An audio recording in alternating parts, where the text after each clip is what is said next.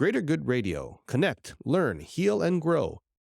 How did you make the transition from CEO to venture capitalist? It was an interesting one. I think I made it based on my experience as CEO in different banks. If there's a tie, and my wife would have said he'll never be able to do it.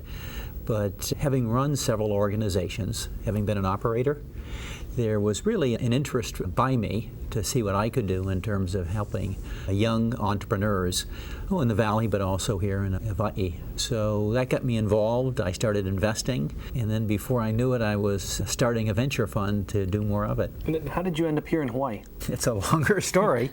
And I think I've mentioned to you earlier, but I was in Western Samoa, called Samoa Today, as a Peace Corps volunteer. And I met my wife, Susan, who was also a volunteer, a teacher in Western Samoa. And so we've always had a love of Polynesia. And after we married, and then after several years of traveling around the mainland at different jobs, we kept traveling or vacationing in Hawaii on the different islands. And about 9-10 years ago, we bought property in Waimanalo.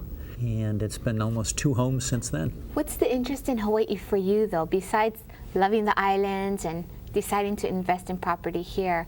Why are you also interested in the startup ventures here in Hawaii? I think the interest, Carrie, in the startup community here was trying to make a little bit of a difference, but it's also the background that I had in Silicon Valley. Silicon Valley Bank's the leading commercial bank in the United States in terms of lending to startup technology companies, typically venture capital backed. So with those contacts and familiarity, I had an interest first in Silicon Valley that spread to Hawaii in terms of getting involved in the growing entrepreneurial community on this island.